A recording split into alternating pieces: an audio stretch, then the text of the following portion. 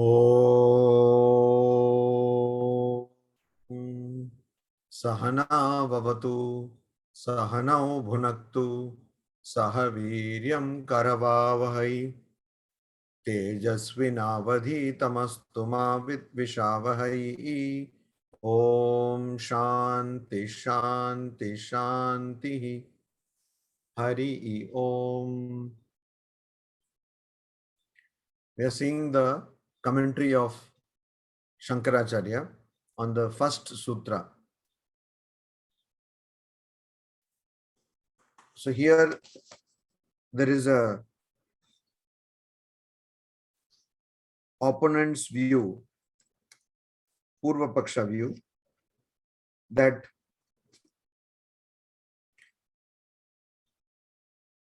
what is it which is necessary before the study of Brahma Jigyasa, just like there is this necessity of knowing the Vedas before study of the Dharma Sutras. And so also, why can't we suppose that just after the study of the Dharma Sutras, the knowledge of the Dharma, that means knowledge of the rituals of the Vedas, Vedic rituals, why can't we say that there would automatically be the succession of the desire to know Brahman, Brahma Jigyasa? Because that only would be more plausible, more sensible, because after Purva Mimamsa comes Vedanta. So why can't we take it like that? The question is asked, and it has been set aside by Shankaracharya. He says, no, that is not necessary, because it is quite possible, or it is quite plausible or logical that a person might get the desire to know Brahman even before that person has got the desire to know Dharma. Dharma Jignasayaha pragapi adita Vedantasya Brahma Jignasa upapattehe. So it is quite logical, it is quite possible that a person has the desire to know Brahman even before the person has the desire to Dharma. Because anybody who is Adhita Vedanta, one who has studied the Upanishads, would have the idea or desire, might have the desire to know Brahman, which is being talked of by the Upanishads. So the succession, the point that one should follow another, is here explained. Yathacha, just like Hridayadi Avadananam Anantarya Niyamaha. So in Vedic sacrifices, there is this Niyamaha, injunction of Anantarya. Anantarya means succession. In what? In the case of apportioning of sacrifice, or taking and keeping the sacrifice aside for the sake of being offered in the sacrificial fire.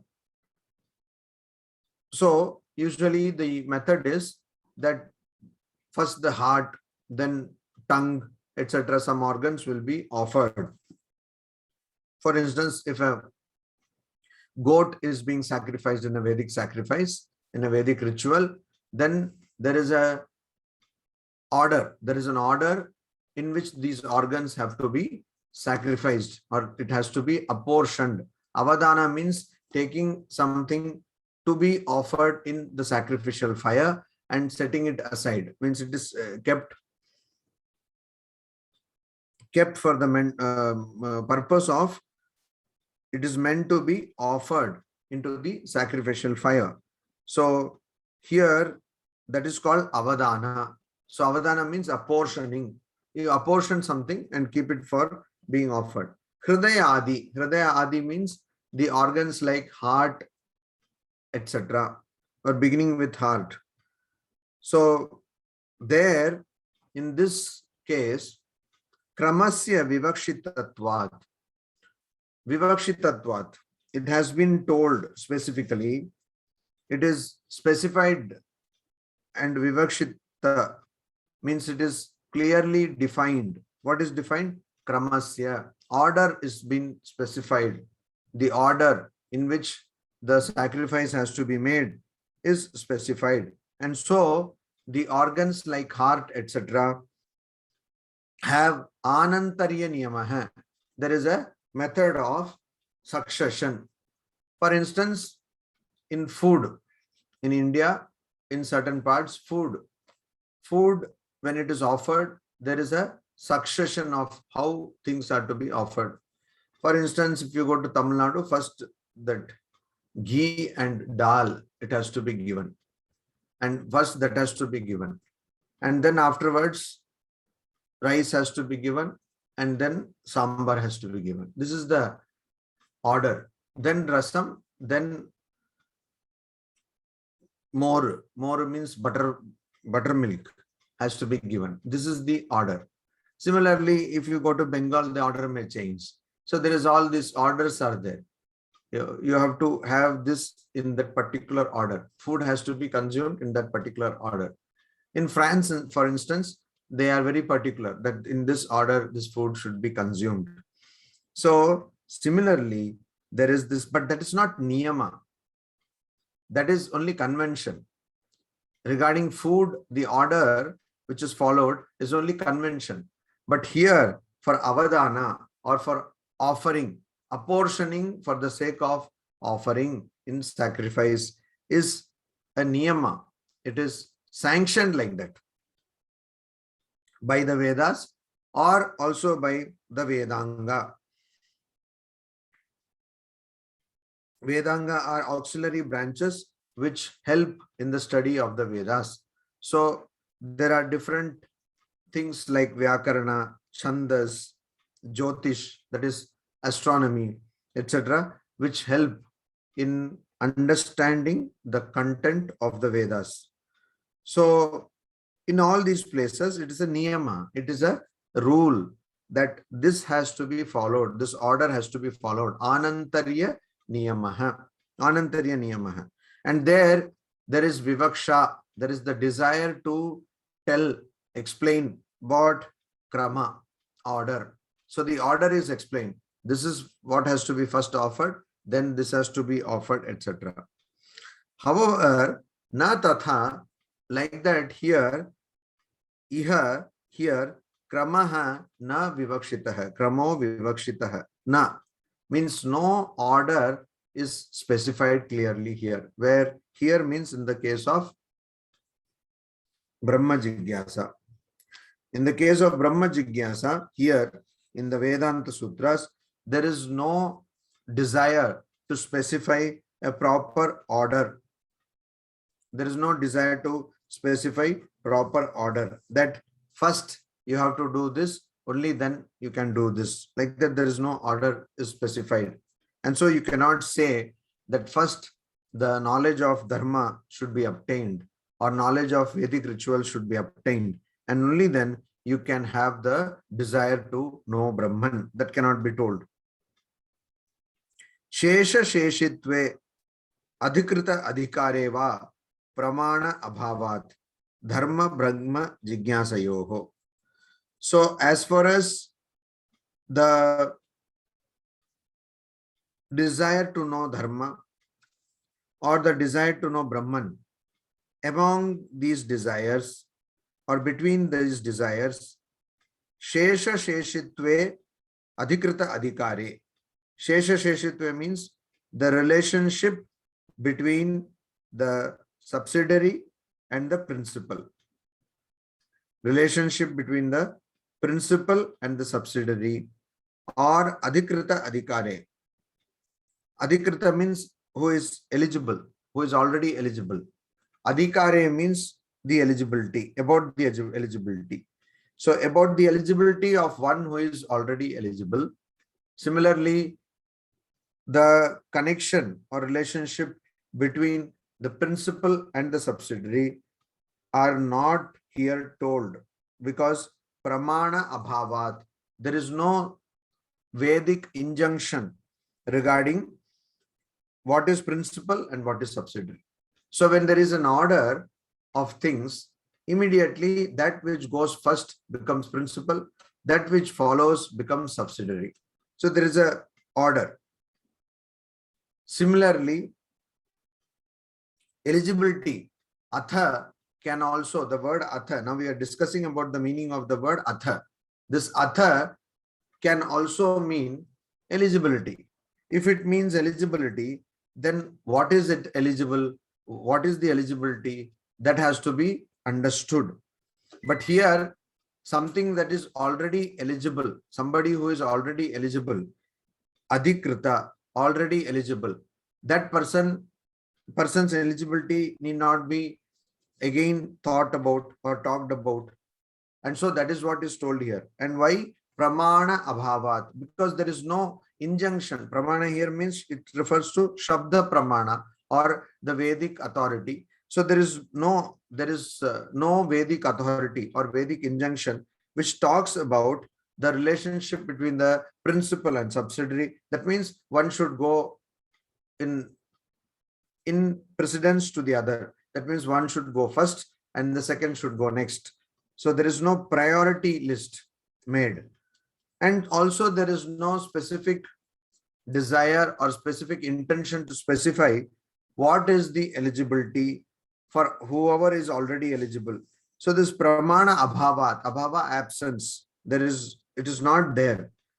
Because no such Vedic injunction exists, we cannot distinguish like that between the desire to know Brahman and the desire to know Dharma. We don't have a particular order of what is the principal and subsidiary, or what is it that is eligibility for one who is already eligible. Not only that, the difference does not stop here. Phala jigyasya vedacha. So also, because there is difference, Bheda, there is difference between the phala, the result of the desire to know, and jigyasya, the object of the desire to know. Between dharma jigyasa, that is the desire to know dharma, and brahma jigyasa, the desire to know Brahman, there is a difference between both the fruit of the desire, result of the desire, and also the object of the desire. What is the difference? Abhyudaya phalam dharma jnanam tacha anusthana apeksham. Abhyudaya phalam, the result which is expected or which is desired when one has the desire of knowing dharma, is abhyudaya. It is prosperity. So a person wants to prosper, and so that person wants to know dharma, because in the Vedas there are different rituals which have been told specifically with different results in mind. So if somebody wants wealth, there is a specific ritual for that. Somebody wants offspring or children, there is a specific ritual for that. Somebody wants good crops, there is a ritual for that. So similarly, there are different rituals for different attainments or different goals in the material life. Abhyudaya, it refers to material prosperity. Material prosperity. So there is this abhyudaya. And that is the result of the knowledge of dharma. Dharma jnanam. Dharma jnanam. The result of the knowledge of dharma is prosperity. And how does that prosperity come? It is apeksham. It depends, or it expects. It depends on, what does it depend on? It depends on anusthana.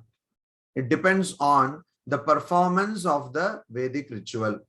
So a particular Vedic ritual has to be performed. Only then you will attain the fruit of the knowledge of dharma. So if you know dharma, the fruit of the dharma will come only when you perform some ritual.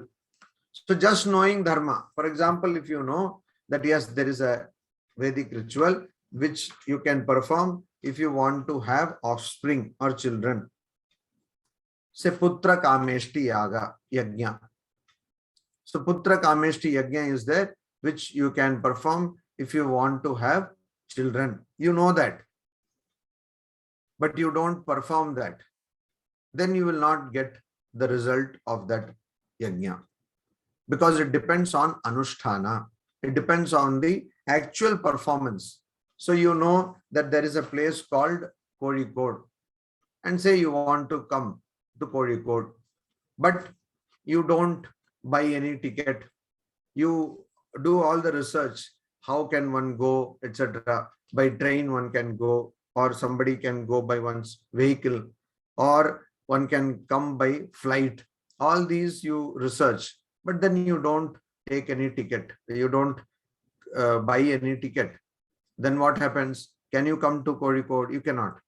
Why? Unless, of course, you are going to drive your own car. So even then, you have to take out the car and drive it. So something you have to do. It depends on the performance of an action. Anusthana apeksham. Only then the fruit of the knowledge of dharma is attained. It cannot be attained just like that. Just by thinking, you cannot attain.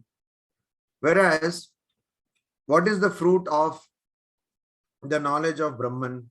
Brahma Jigyasa, the desire to know the Brahman. What is the fruit for such a desire? Means the desire will obviously lead to the knowledge of Brahman. So what is the fruit of knowledge of Brahman? Shankaracharya says, Nishreyasa phalam. Nishreyasa phalam.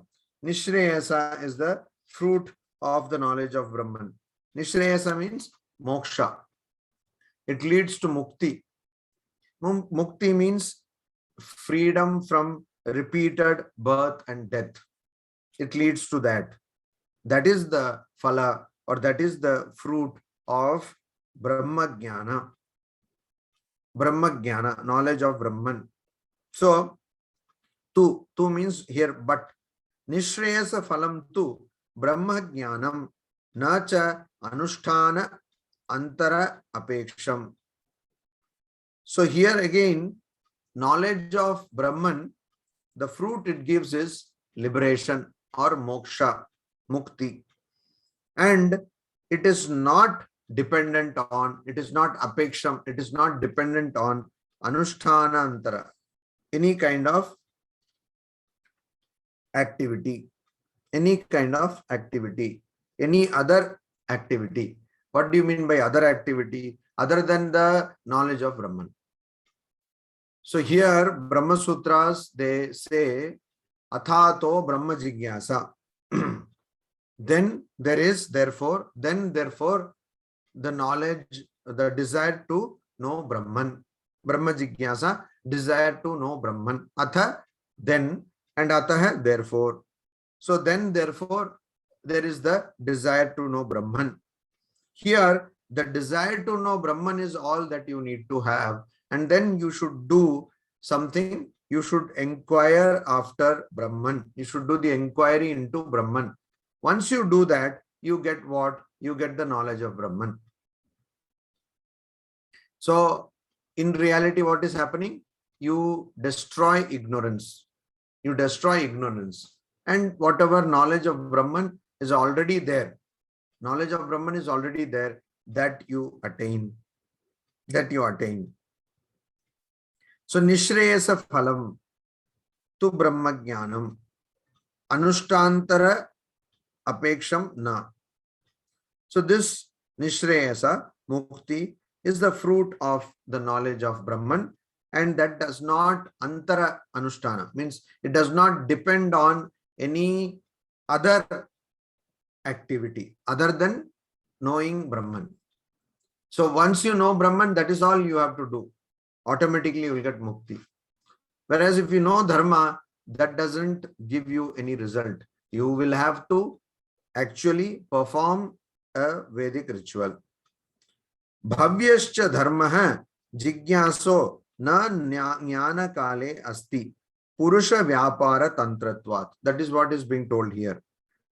Bhavyascha dharma. once you get the knowledge of dharma, you get knowledge of dharma. When it is bhavya, means when that knowledge of dharma is yet to come. Yes, yet to come. Jignasyah dharma. The dharma which is the object of inquiry or object of jignasa, desire to know. Object of desire to know, when it is dharma, jnana kale, at the time of the knowledge of dharma. So dharma jignasa means the knowledge, the desire to know dharma. Dharma jignasa means the desire to know dharma. When you have a desire to know dharma, if you follow that desire, what would happen? You will know dharma. So jnana kale, at the time of knowing dharma, what happens? This jnana kale, the goal na asti, it is not there. Once you know, at the time of knowledge of dharma, the object of the desire, that is dharma, does not exist. Jnana kale does not exist. You may know that there is dharma, but you will not get that dharma. Why? Because it depends on the performance of your Vedic rituals. It depends on the activity that you do. Purusha Vyapara Tantratvat. Tantra means dependence. It depends. Purusha Vyapara, the activity of a person. Purusha, of a person. So Vyapara means activity.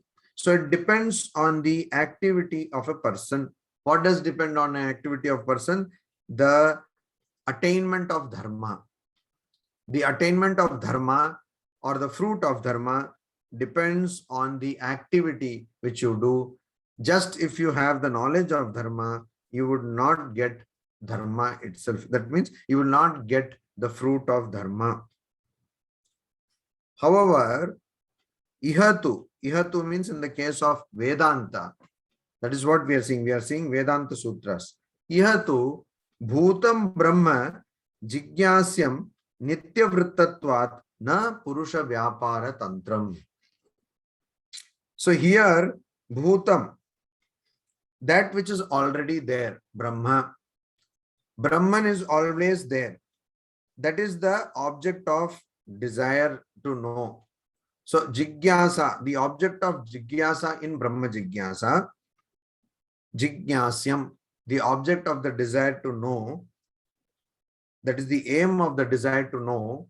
When we are talking about Brahma jigyasa, is Brahma, is Brahman. Brahman is the object of the desire to know. And that is always there. It is bhutam. It is always existing. It is existing. So one does not need to perform anything to get the knowledge of Brahman. Why? Because it is nitya vrittatvat.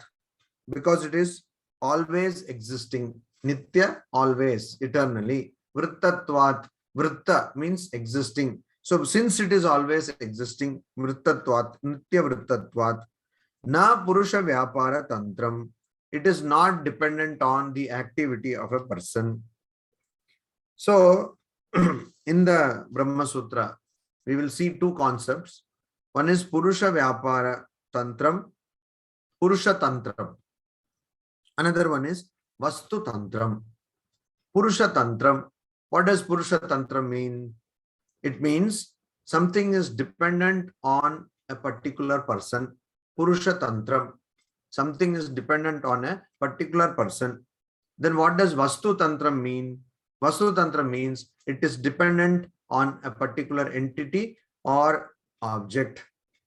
So there is purusha tantram, there is vastu tantram.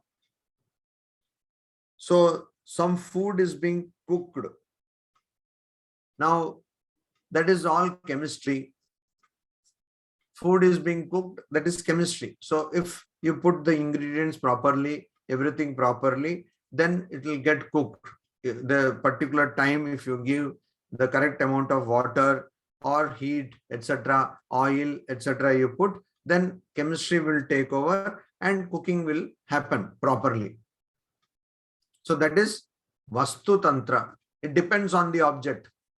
It does not depend on anything else. If those things are put in place, automatically this will happen.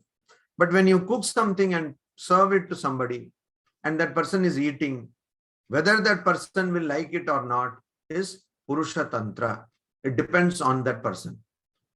So the same food which a person likes might not be liked by some other person. Also, interestingly, same food which a person likes, that person himself or herself will not like that food sometime later. So why? Because it is dependent on the person. It is not dependent on the object itself. That is called Purusha Tantra. That which is dependent on a person is called Purusha Tantra. So all our sense experience are dependent on the person. Sense experience is dependent on person. The sense knowledge, sensory knowledge is also dependent on person. That is why when you become old, when your eyes are not properly giving you the visual input, your input-output system gets damaged, then you have to wear spectacles. Then the power of the spectacles keeps on increasing. You become more and more powerful optically, that is. So you get more and more power in your eyes. And so same with other organs, other sense organs also. So it depends. Same thing is kept in a place, and how 5 people of different ages will perceive those things depends on those persons. But the existence of those things depends on those objects. So that is Vastu Tantra, Purusha Tantra. This is very clearly, we have to understand this. The knowledge of Brahman, or the fact that Brahman is there, is not Purusha Tantra. It does not depend on any person. Brahman is there. Even if you accept it or not accept it, it is there. Even if you, if to use the language of a devotee, even if you accept that everything is being done by God, or if you don't accept that everything is being done by God, the fact remains that even a dry leaf moves because of the will of God. So that is Vastu Tantram. It does not depend on a particular Purusha, any particular person. It is the Swabhava, or it is the nature of things. So similarly, Brahman has the nature. So the knowledge of Brahman does not depend on the activity of any person. It is not Purusha Tantram. Because if we were to say that it depends on the activity of some person, then whatever is done can be undone also. Whatever is done can be undone also. To quote from the Gita, Jatasya hi dhruvam mrityuhu. That which is born definitely dies. So we cannot say that the knowledge of Brahman is produced, or you have to do something to get the knowledge of Brahman. Maximum, what can we say? You have to do something to destroy ignorance, maya, avidya, adhyasa. Because that is anyway anitya, that is going to be destroyed. So that is what we can conclude. So there is the difference in the phala, that is the result, and also in jigyasya, that is the object of desire. Among dharma jigyasa and brahma jigyasa, that is the desire to know dharma and the desire to know Brahman, both the object of desire and the result of such desire are different. So that is why they are not on a par. You cannot compare them like that. So you cannot say just because for dharma jigyasa you need the knowledge of all the Vedas. That is, all the Vedas you have to study. Not necessary. Even if you study the Vedanta, that is Upanishads, that is sufficient for Brahma Jigyasa. Or if somebody is to say that, okay, first you study Dharma Jigyasa, first you set out on an inquiry after Dharma, understand what is Dharma, know Dharma, have the desire to know Dharma, and then later you can go for Brahma Jigyasa, that is in succession, you can go for Brahma Jigyasa, that is the desire to know Brahman. So that is also not necessary. because they are so different in their nature. Dharma Jigyasa is so different from Brahma Jigyasa. So it is not at all, it is not, Brahma Jigyasa is not dependent on the activity of a person. Purusha Vyapara Tantra. Vyapara means activity. So it is not dependent, Tantra, not dependent on the Vyapara activity of a Purusha person. It is, on the other hand, it is Vastu Tantra. It is dependent only on Brahman.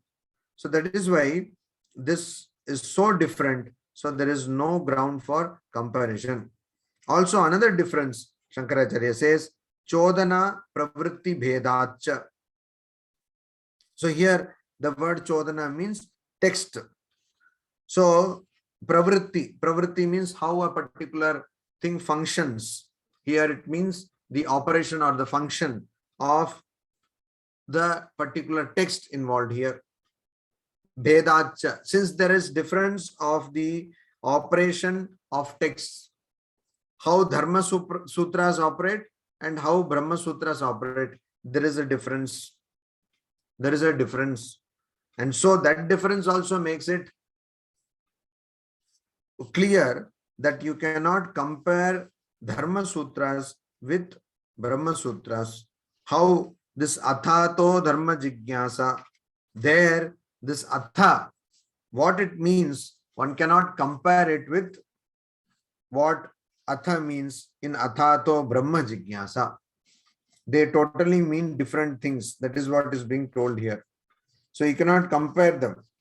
Athato Dharma Jigyasa means that you have to first study all the Vedas. And so here also it will mean the same thing. That kind of a comparison we cannot do because they are so different. Now what is the difference? Chodana Pravritti Bheda. The difference in the operation, the way the text operate, the way the text operates, there is differences there. So what is the difference? Yahi Chodana Dharmasya Lakshanam Sa Swavishaye Niyunjanaiva Purusham Avabodhayati. So in the case of Dharma Jigyasa, in the case of Dharma Sutra, or in the case of the desire to know Dharma, Dharma Jigyasa, ya, which he means indeed, Chodana, the text, Dharmasya Lakshanam Sa Swavishaye Niyunjana Eva Purusham Avabodhayati. So here, the text which explains Dharma, Dharmasya Lakshanam, which explains the nature of Dharma, the characteristic of Dharma. What does it do? It avabodhayati, it instructs, avabodhayati, makes one understand, instructs. Instructs what? What does it instruct? It instructs Purusham. Purusham means a person. It instructs a person to Swavishaye Niyunjana Eva. So it instructs to perform an activity. It instructs, it tells a person to perform an activity. Swavishaye, Swavishaye, in one's own domain or in one's own area. So Swadhyaya we saw, last time we saw, Swadhyaya means the part of the Vedas which one takes care of. So that part. So here, Swavishaye means in one's own area, Niyunjana Eva. That means whatever Vedic ritual or Vedic sacrifice one needs to perform, that has to be necessarily performed. It has to be done.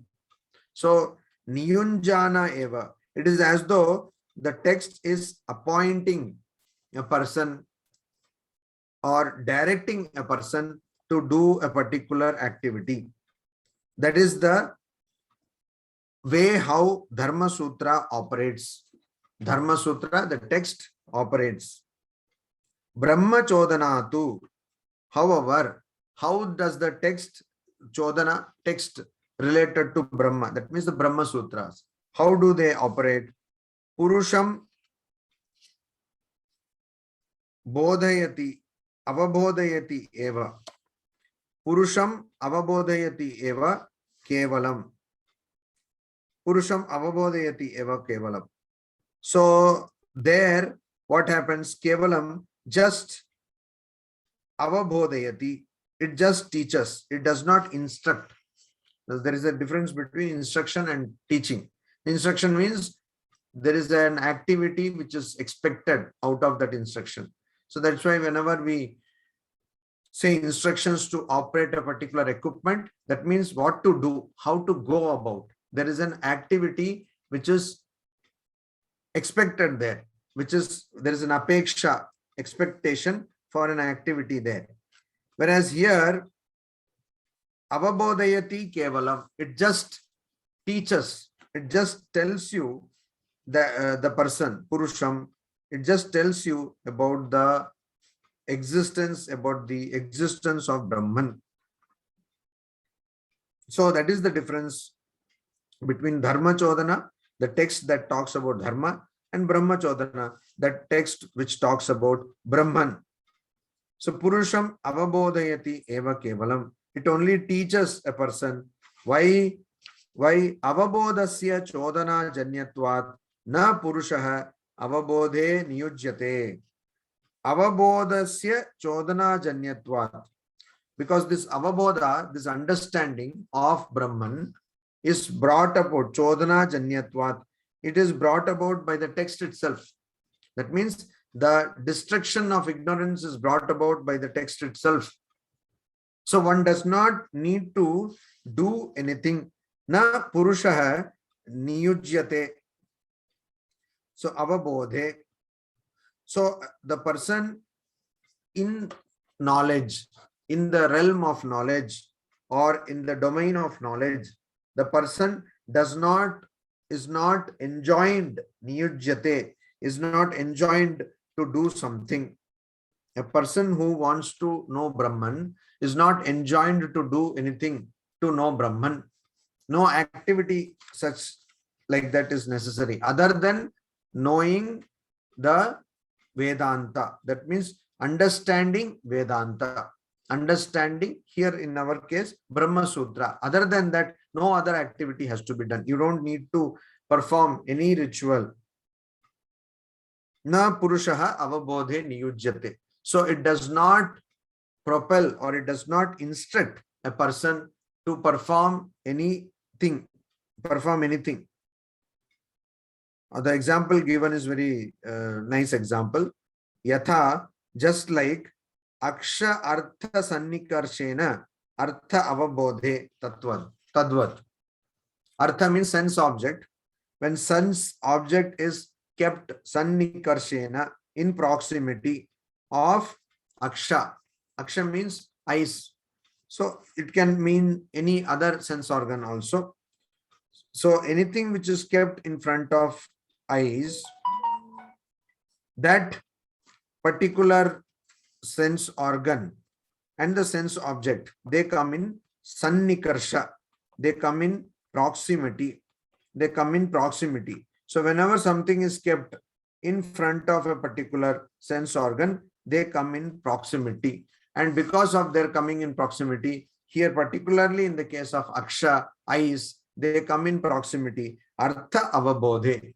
When you see a particular object, then immediately the knowledge of the object dawns upon you. Artha avabodhe.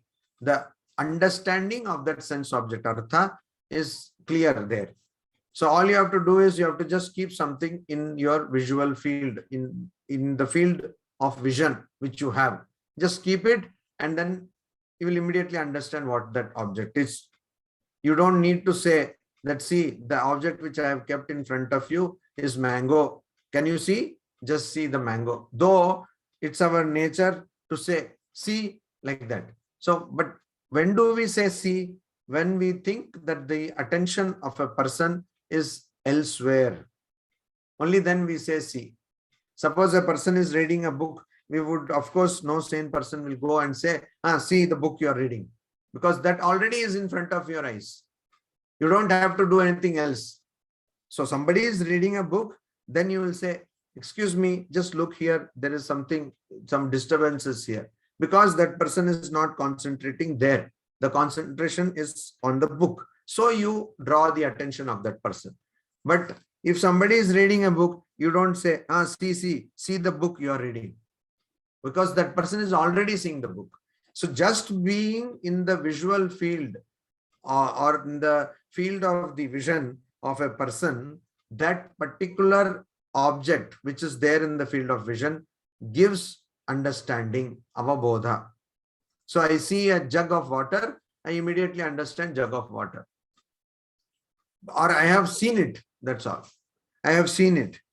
But for that, I don't have to do anything extra. Tadvat. Similarly, in the case of Brahma Jigyasa, the desire to know Brahman, one does not need to do any other thing than understanding Brahman. That is sufficient. So then now the question is, okay, atha ataha Brahma Jigyasa. Now you are saying atha means then, that means anantarya artha. You have set aside the meaning being Mangalacharana or it being adhikara, that means beginning. You are saying that it means anantarya, it means succession. Very good. So if that is the case, you are saying the succession does not mean the entire Vedas, studying the entire Vedas, or it also does not mean the performance of Dharma Jigyasa. So after you have the desire to know Dharma, then you will have the desire to know Brahman. That is also not the case. So if that is not the case, then what is the thing which is expressed by the word atha? What does atha signify? That we have not understood. So tasmat, therefore, kimapi vaktavyam. Something has to be vaktavyam, stated. It has to be stated. Kimapi, something has to be stated. Yad anantaram Brahma Jigyasa upadishyate iti. Yad anantaram, after which Brahma Jigyasa upadishyate, Brahma Jigyasa, desire to know Brahman, is taught. So now you have said what atha is not, what atha does not signify. We understand that. We understand that. But what does it signify? That also we have to be told. What it does not signify, we have got. But what does it signify? Kimapi vaktavyam, something has to be told that this is what atha means. So please tell that. Please tell that. So then Shankaracharya says, Uchyate, it is being told. What is it? Nitya anitya vastu vivekaha. Iha amutra artha bhoga viragaha. Shamadamadi sadhana sampad mumukshutvam va. Mumukshutvam cha. Not va, sorry. Cha.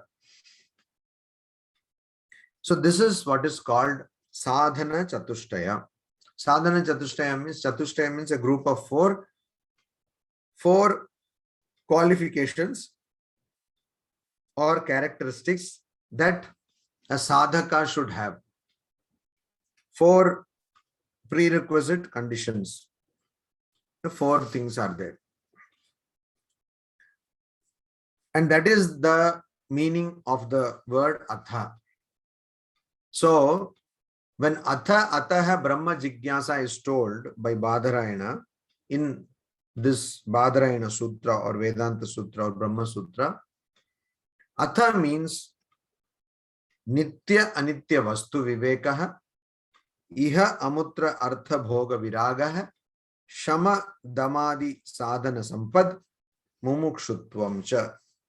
So here we need some elaboration. What are these things?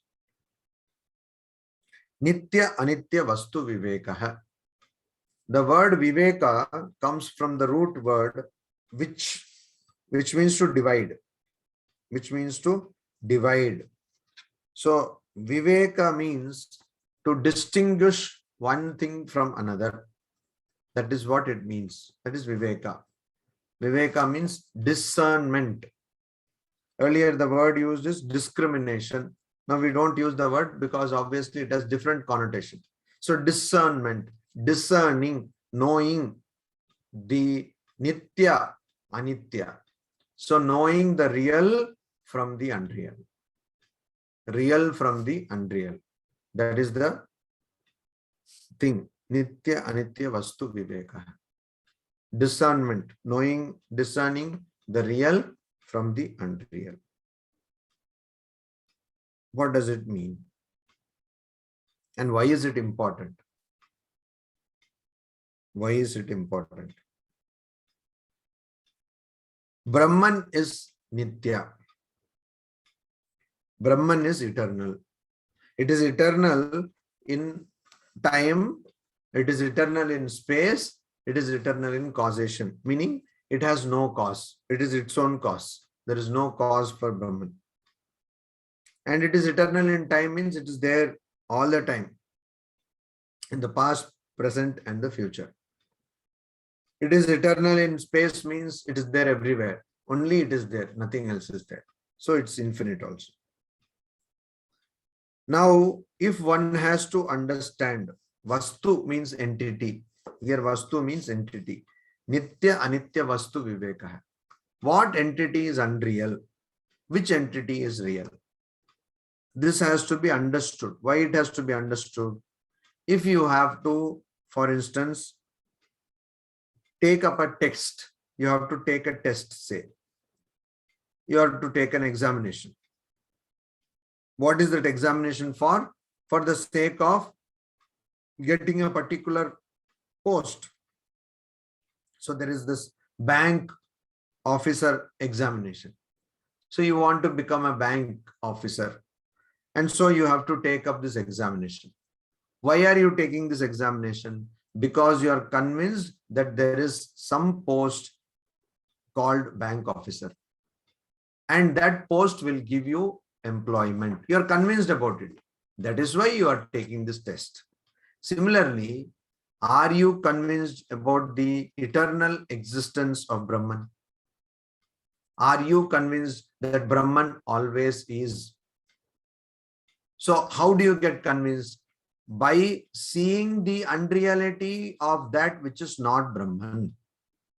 So there is Atma, Anatma, Viveka. That is also, this Viveka is also sometimes presented like that. Atma, Anatma, Viveka. That means what is Atman and what is not Atman. The difference between these two, one has to understand. Something is Atman, another thing is not Atman. What is the difference? How do you know? So very simple. Anything that changes is Anitya. Anything that changes is unreal. If there is change, means it is unreal. And so unreal cannot be Brahman. So that we have to avoid. Anything that does not change is Nitya. Does not change means does not change anytime. It's not that it's not changing for 100 years. After 100 years, it will change. It will never change. So that is only one thing is there. One entity is there.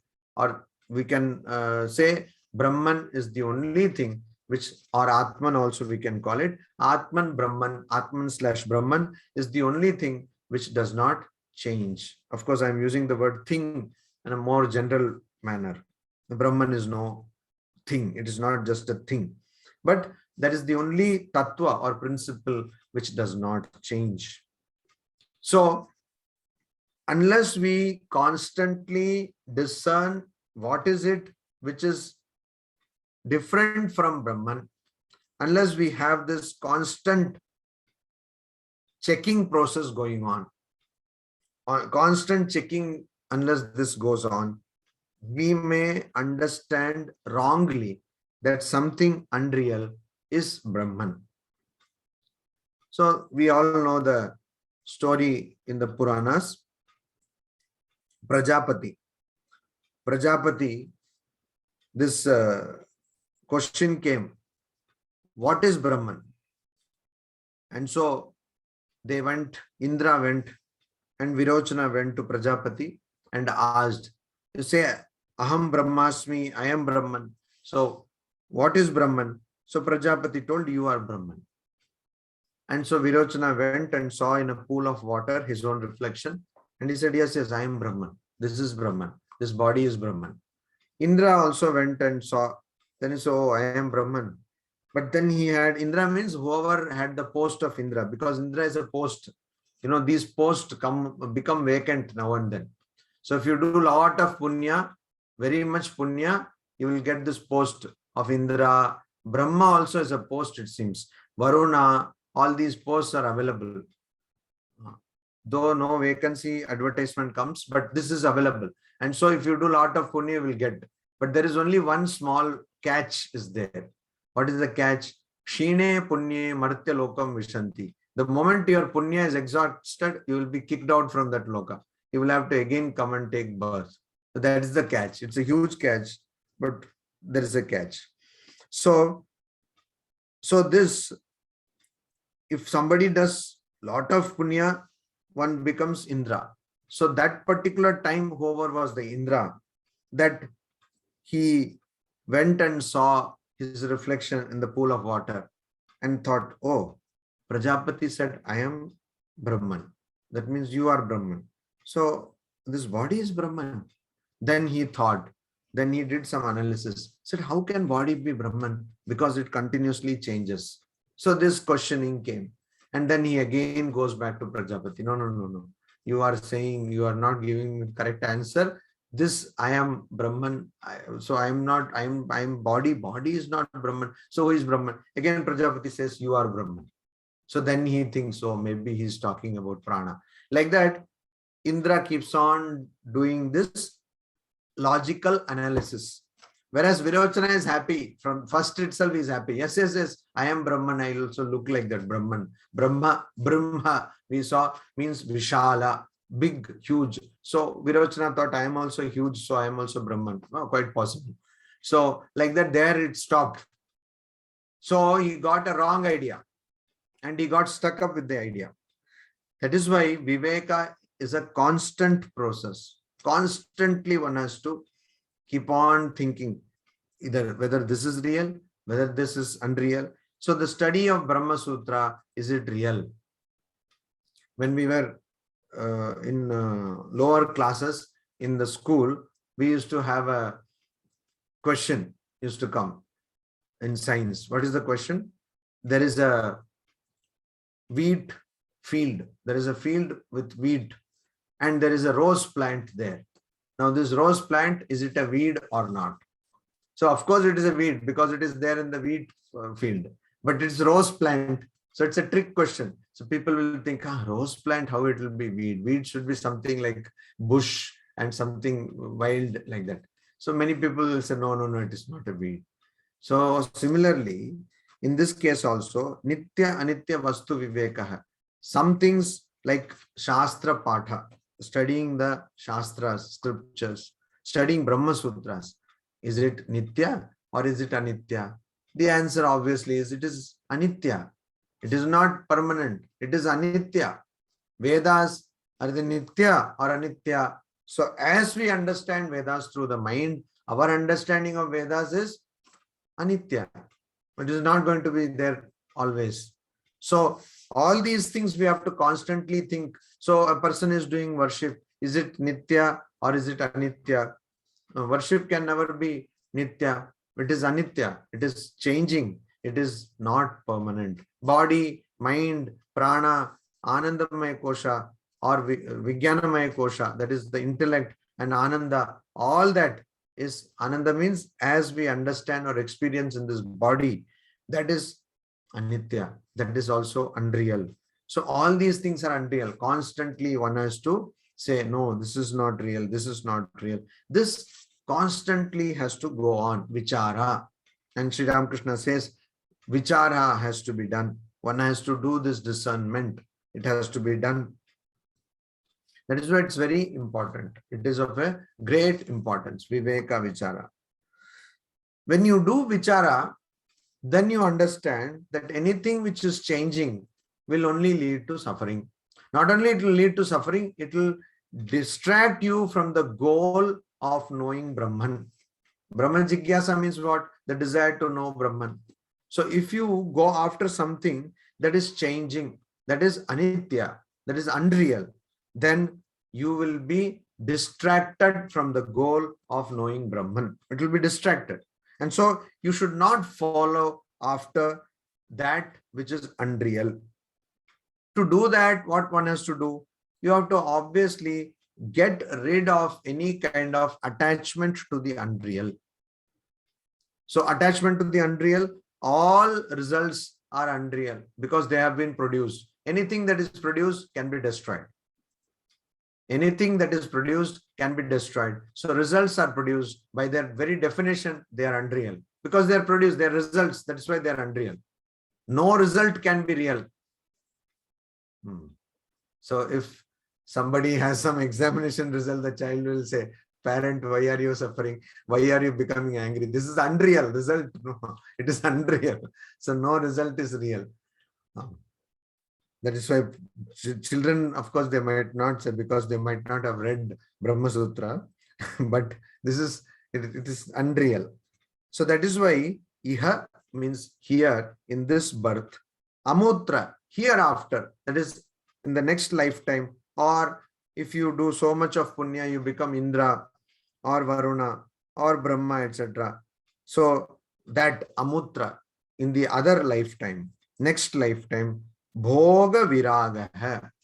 Viraga means, Raga means attachment, Viraga means absence of attachment. Viraga. That means non-attachment. That means detachment. Detachment towards what? Iha Amutra Bhoga. Artha Bhoga. Artha means sense objects. Objects. Sense objects. Bhoga means experiencing. Experiencing or enjoying.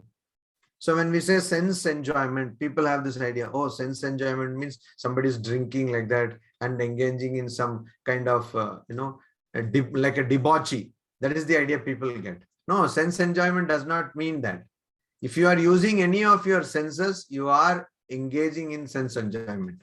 Just by using your senses, you are engaging in sense enjoyment. Sense enjoyment, whenever used in a text like this, means sense experience. Sense experience. You might not actually enjoy that, but it is considered enjoyment. Sense experience. Bhoga. Bhoga, because in many Indian languages, including in Samskrita, bhoga means enjoyment. We sometimes translate it and understand it as some kind of enjoyment. No, suffering is also bhoga. Dukkha is also bhoga. Misery is also bhoga. All kinds of sense experience is bhoga. So Iha Amutra Artha Bhoga Viraga. So one has viraga, dispassion or detachment from artha, objects that are bhoga, experienced in this birth and hereafter. Now, one thing you have to remember, when we say this birth or hereafter, we include the experience of senses in dream state also. We have three states: waking, dreaming, and deep sleep. Jagrat, Swapna, Shushupti. Three states. That is these are the three states in which we go from one state to the other. Of course, it is not liquid, solid, and gas. This is three states of not matter. So of the way our consciousness operates is waking and dreaming and deep sleep. So in deep sleep, there is no sense experience. No sense experience. The mind also is not present there. But in waking and dreaming, there is sense experience. So one should be not attached or detached. One should be detached from sense experience in both waking and dreaming states. Both waking and dreaming states. So your subconscious mind also should be free from attachment to sense objects. Otherwise, you will dream. You might not, suppose you see a person, you want to slap him. Some people are like that. Seeing them itself, you feel like slapping. Some people, when they start talking, you feel like slapping. And some people who, when they start doing something, you feel like slapping. Anyway, if you want to feel, you feel like slapping because of we being so-called civilization. Most people are doing things which are anything but civilized. But because we consider ourselves civilized and you are also afraid of the police, etc. So you don't slap that person. But that day when you sleep, you imagine slapping that person again and again, just like in a Ekta Kapoor serial. Once slap means again, it will be shown again, thapa, thapa, thapa, like that. You are seeing in dream, you are slapping that person again and again. Why? Because that is your desire. You are attached to slapping that person. So, iha amutra artha bhoga viraga. When we say dispassion or detachment to the experience of objects in this and the next life, amutra means elsewhere, here and hereafter, then we should remember that we are talking about complete detachment, both in waking and dreaming state. We will see this further next class. Om Shanti Shanti Shanti. Hari Om Tat Sat. Shri Ramakrishna Arpanamastu.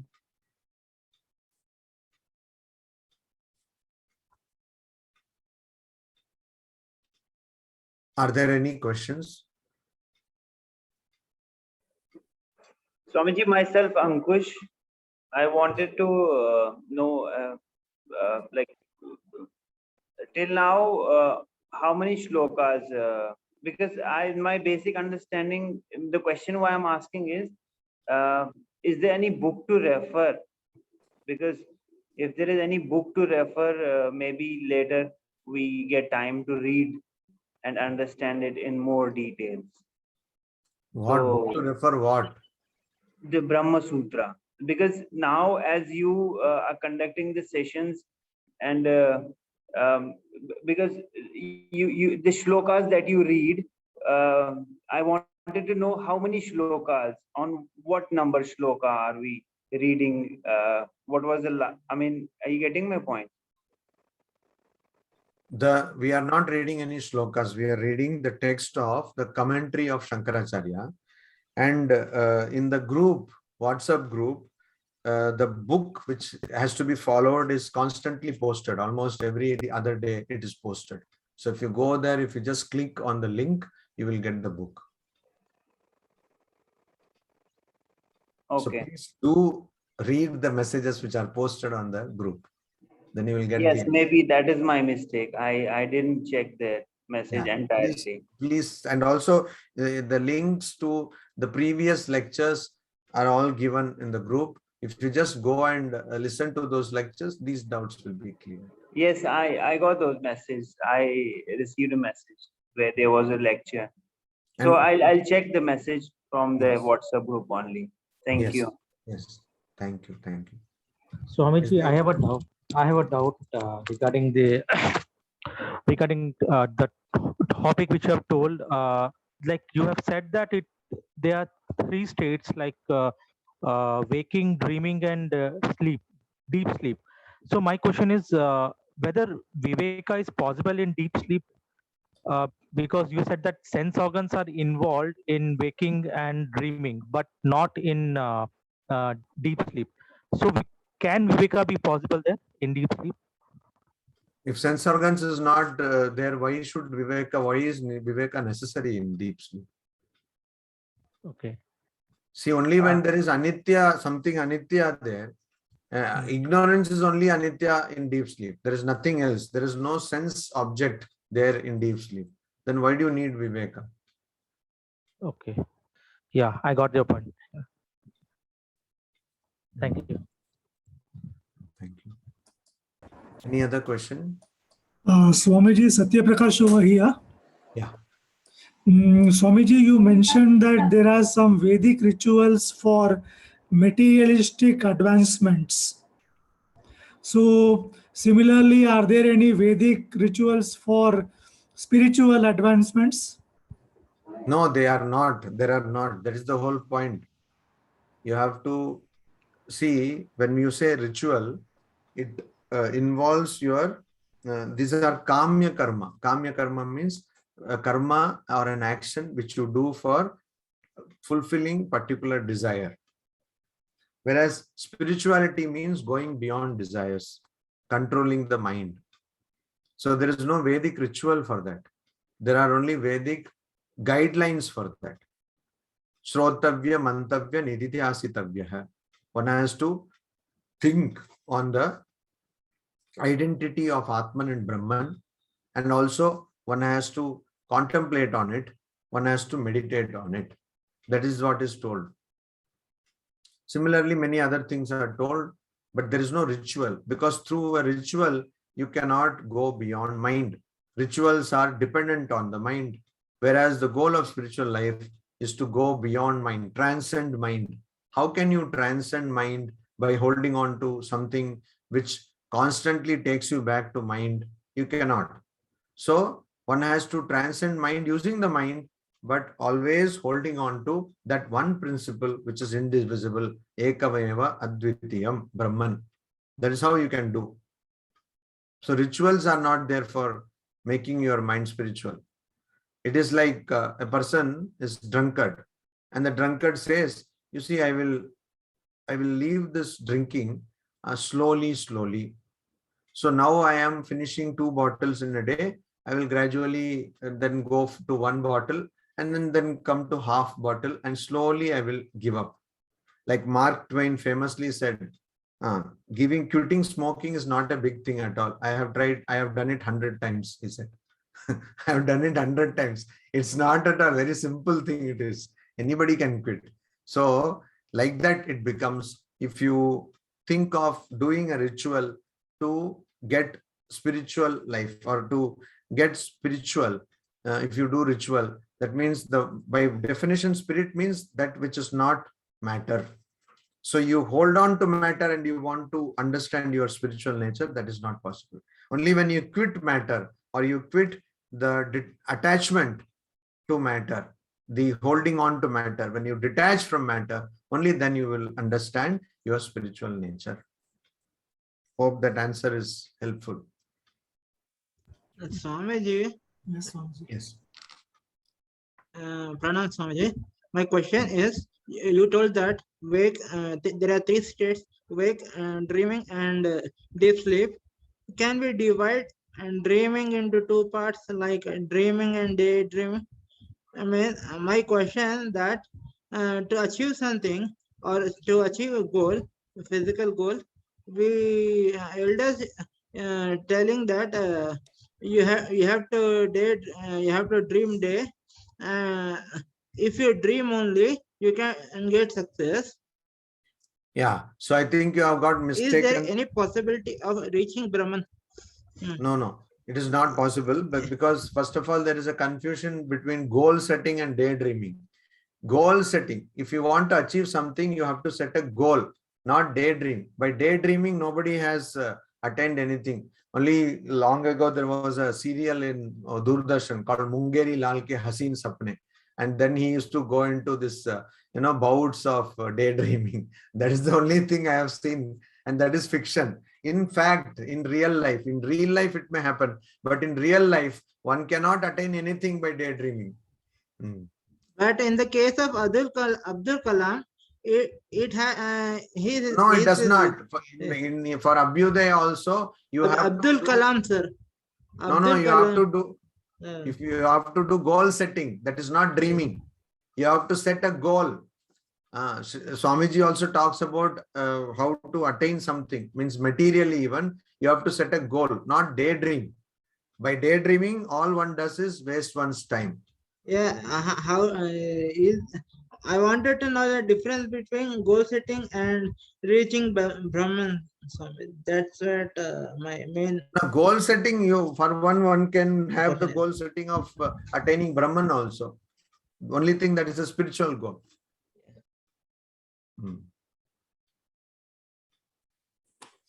So, is there any question? Smriti, do you have any question? Yes, Swamiji, I have a question actually. Yeah, please ask the question. You said the subconscious mind also should be free from attachments, right? So, I mean, I think this is the toughest, Swamiji, because first of all, we should be aware that the subconscious, in the subconscious mind, we have some attachments, and only then we can work on being freed from those attachments. So, do you have any like practical tips on how to achieve that? I think first is awareness, and then is trying to. First thing is, thank you for the question. And also first thing is, why do you think it is difficult only for subconscious? Conscious mind controlling, is it so easy? I don't know. You're No, giving the Swamiji, idea that that is no, Swamiji, that is also very difficult. But at least conscious, you will know that you have some attachment. But subconscious mind, I think, that is the point. That is the point. Conscious mind also, it is very difficult to know that you have attachment. So that is why Sri Ramakrishna says that in between you have to go and stay in a place, a solitude, secluded place. You have to stay. Ekanto bhas. You have to stay in a secluded place. Means you have to lift your mind from work and you have to go away. And then you have to think. And then you understand whether you are attached to the work or not. If you are going away, like people go on vacations, all the time they are on mobile phone. So what vacation? People go to restaurants, of course, because of Corona nowadays, people are unable to go to restaurants. But I have seen people going to restaurants and they're all on their mobile phones. What is the use of going to such a restaurant? We can as well order and eat in your room itself. Because if anyway you're going to use only the mobile phone, you're hooked on to the mobile phone. So similarly, we are hooked on to the desires. Like the touch screen, we are hooked on to the touch screen of sense organs. Whatever sense organ touches, to that screen we are hooked on. So we are hooked on there. And so even consciously, whether I am attached or not, I would not know unless I try to shift the place every now and then. Frequently, if I go away from what I'm doing, then I will understand, does my mind think of that? So vacation, people say, but really, do we know how to take a vacation? When a person is taking a vacation, is that person withdrawing one's mind from whatever that person was doing? So people take vacation for a different reason. Oh, there's so much stress. Oh, Baba, I have to come out. Like that, they go out. All the while, they will be thinking, okay, that project I was doing, I have delegated the work to subordinate, but he does not know anything. He will definitely botch up. See, now after I go, I have got so much work I will have to do. First, I will have to undo what that fellow has done. Then I will have. This is the kind of thinking will be going on in your mind. So where did you detach? So even in conscious state, there are so many things which we don't understand. And of course, in subconscious mind, there are so many things. So that is why we have to give some time daily to observe the mind. Sometime we give so much time for taking shower. People stand in front of mirror and it is like endless. Yugas, they stand in front of mirror and doing so many things, putting that, this, everything. So you spend time for that.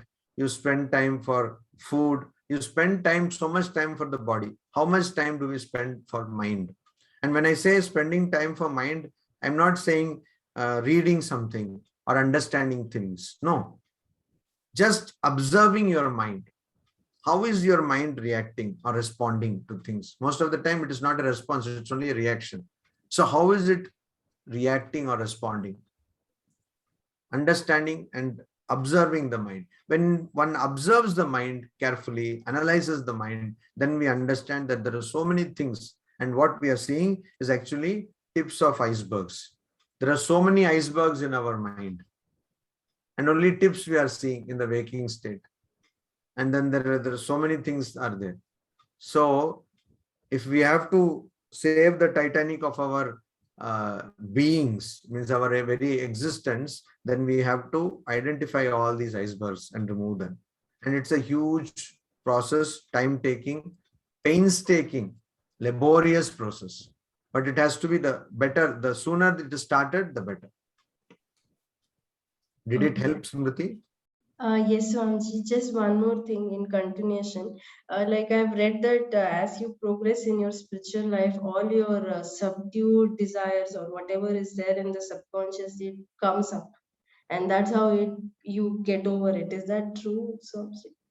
Now, this understanding or whatever people have told has been misinterpreted, misread to very conveniently by many people. So somebody is like trying to follow spiritual life and then wants to eat sweets. They say, see, the subconscious desire came to eat gulab jamun, so I should not repress it, so I'm eating. That is not what it's meant by that. When I will give you another example. Suppose your table is cluttered. You have a table and it is all cluttered. And you don't know where a particular paper you kept. That slip has been lost. It is there in the table, but because there are so many things scattered and piled up, you don't know. All you have to do is arrange your table. Take one thing at a time and arrange it. That particular slip of paper or that book, whatever has been lost in that pile, will come out. Similarly, when you try to arrange your mind, all these hidden desires come out. That's all. So if something, when you are arranging the table, if something which is of no use to you now comes out, what do? You crumple it and you put it in the waste paper basket. That's what you do. Similarly, when you are sorting out your mind, if you get some desire, which is not, it's only a desire, however insignificant it might appear to you, just trash it. That's all. So for people who understand computer, control shift delete you press. So there should, it's not even go to the recycle bin. There should be no recycling. Okay. So it should be Thanks. completely removed. Smriti, was that helpful? Yeah, Maharaj, Swamiji, thank you. I for would this. just like to ask you one question from here. Once we have someone is having a full control over the conscious mind, the subconscious mind will automatically be under control. Yes. If you To have what full extent, control. Maharaj, subconscious, to what extent subconscious mind is being influenced by the conscious mind? To what extent? The subconscious mind is being influenced by the conscious mind. Completely. Completely. It is like asking to what extent is my body influenced by the central nervous system? Completely. There is nothing in your body which is happening without the central nervous system. So similarly, there is nothing in the mind, conscious mind, which is happening without the influence of subconscious mind. So if one can really control the conscious mind completely, one has also controlled the subconscious mind completely. So it is like Swamiji gives an example. There is lake and there is bubble coming up. So it comes to the surface of a lake. When it comes to the surface of a lake, we see that the bubble has come up.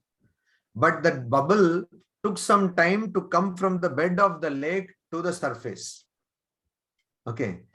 But at that time, we don't know. So that bed, from the bed of the lake to the surface of the lake, is the subconscious mind. And the surface of the lake is the conscious mind. So you will not be able to control the conscious mind if you don't control the subconscious mind also. So if you have completely controlled the conscious mind, that means automatically you have controlled the subconscious mind also. Otherwise, another bubble also will come. Then you cannot say that I have controlled the conscious mind. Is it clear, Maitreji? Yeah. Maharaj, I have a question. Like you mentioned that for the precursor for this Brahma Jnana, Sadhana Chatushtaya is the main part of it. So not Brahma Jnana, Brahma Jignasa. Brahma Jignasa. Yeah. Yes. So to practice this Sadhana Chatushtaya, it has to be applied on our daily life, right? Yes, yes.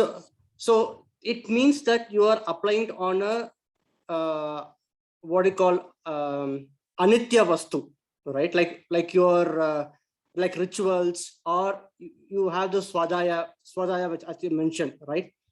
So doesn't it mean that the Vedic intention also will become a precursor for this Brahma Jignasu indirectly?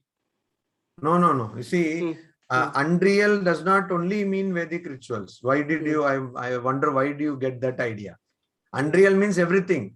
We are talking, this is also unreal. So unreal means everything. No, it is not just the Vedic ritual. Vedic ritual is propelled by desire. It's a kamya karma. It is a karma or action done with a desire in end, in purpose, in view. That to fulfill a particular desire, you do that as it is sanctioned by the Vedas. But even talking is unreal. Eating is unreal. Our very understanding of ourselves as the body-mind complex, a phrase which Ranganathanji used to quote frequently. So this body-mind complex, we consider ourselves to be body-mind complex. So that is also unreal. Thoughts are unreal. I'm thinking, that is unreal. So that is how 24/7 one has to do Nitya Nitya Viveka. Okay. So it's the problem is much huge. It is not like something is worldly and something is spiritual. You go to temple, that is, it is not Nitya. Going to temple is not Nitya. In fact, anything which you can do using your mind is not Nitya. But it helps in understanding the discerning between the real and unreal, right? Does it? That's the point. This is not this questioning is a successive questioning. So does it really help in understanding the real?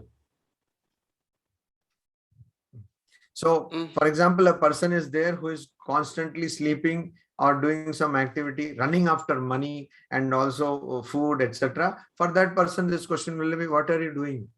Then that person goes to a temple and does some puja, worship, cries, oh, I have spoiled my whole life, etc. Okay. Afterwards, if that person continues to only go to the temple and cry there, then no progress is happening. That's why in one of his stotras, Shankaracharya asks, Tatakim, Tatakim. What next? What next?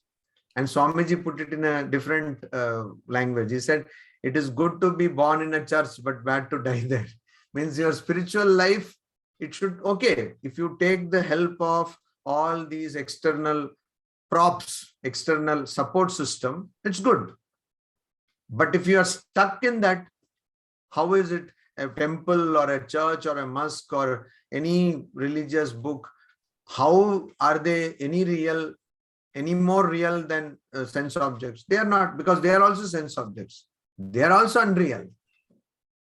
Okay. So this, then how to get out of that one? Like if constantly one has to think. Okay. See that the point is we are seeing this as step 1, step 2 like that. It's not like that. Okay. It is not this I do, so I will get that. It's not like that. It is a constant process. And the constant process will lead you suddenly to that aha moment. Oh, this is what, everything is unreal. See, that is what the Vedas are saying. That's what the Rishis are saying. Everything is unreal. How did they understand that? By constantly seeing. In Zen Buddhism, you have this tradition, you know very well, koan. So 2 lines making absolutely no sense are given and that is meditated upon. Why? To go beyond the trap of reason. So we are trapped in reason. We think everything should be logical. But actually, is there anything logical happening? There is nothing logical happening. But we think logical. We make logical gate also is there. So many things are there. Logical. What is logical? Nothing is logical. But we say logical. So to go beyond reason, there are these poems which are called koans, and the Zen master gives a poem and says, think about it. And the person thinks that it makes no sense, then understands that nothing makes sense in this universe. Okay. So it's a constant process. If you stuck, that's why that Virochana example is very important. You are the body. Prajapati didn't, you are Brahman. Prajapati did not change his answer at all. He kept on saying the same thing. You are Brahman. But Virochana was happy at the first instance itself. I am Brahman. Okay, this body is Brahman. He did not go back.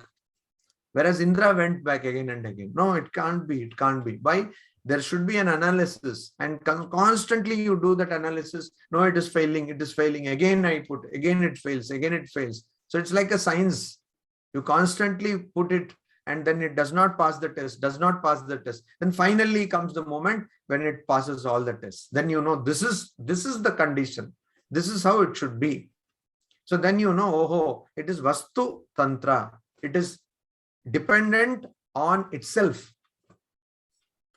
Okay. Brahman is not dependent on anything else. It is dependent on itself. It is not dependent on any particular Purusha. It is not dependent on the Brahma Sutras. It is not dependent on anybody explaining the Brahma Sutras. It is not dependent on Shankaracharya. It is itself dependent on itself. Self-dependent. So that how will you understand constantly questioning these things? Only then we understand. So the external props whatever that we use, like all the study and going to temples, all the things, it only helps in terms of prioritizing, as you mentioned about a mind clutter, right? So basically keeping things in a prioritized way so that we can analyze things, whether it's correct or not correct, train our mind and get a click of what is happening. Also, yes, it helps for that, but it also helps for another purpose. Like we have this thing of monkey climbing a pole, no? A greased pole, oily pole, monkey is climbing. It is going up 4 steps and coming down 6 steps. So our mind also works like that. We have somehow controlled the mind and we think we have done progress. The next day we find that we have come back more than we went ahead. So to keep the momentum also, these scriptures help. Okay. And that is why there is repetition in scriptures. In all scriptures, there will be so much of repetition, saying the same thing over and again. Like Gospel of Sri Ramakrishna also does that. You take any Upanishad, it does that. The Gita does that. Keep on saying the same thing in different. Why? Because the mind, the nature of the mind is that it forgets. Okay. So it forgets its own nature, but it remembers all the nature of other people. Somebody did so many good things to you, you will forget. But someone somehow did not give you tea at the proper time, that you will remember all your lifetime. That is the nature of mind. Mind works like that. So we are unable to remember Nitya. We are always remembering Anitya. Yeah. Anitya Vyapara. All transactions in Anitya, we remember. So that is why constant hammering is necessary. That hammering comes from Shastra. One of the meanings of the root word Shas is to discipline. Shastra comes from the root word Shas. One of the meanings of that word is disciplining. So hammering, again and again disciplining, then the mind listens. Oh, okay. So that is why Swadhyaya Pravachana Abhyam na pravaditavyam, ma pramaditavyam. So one should not, one should not do, or one should not fail to do Swadhyaya and Pravachana, means learning and teaching.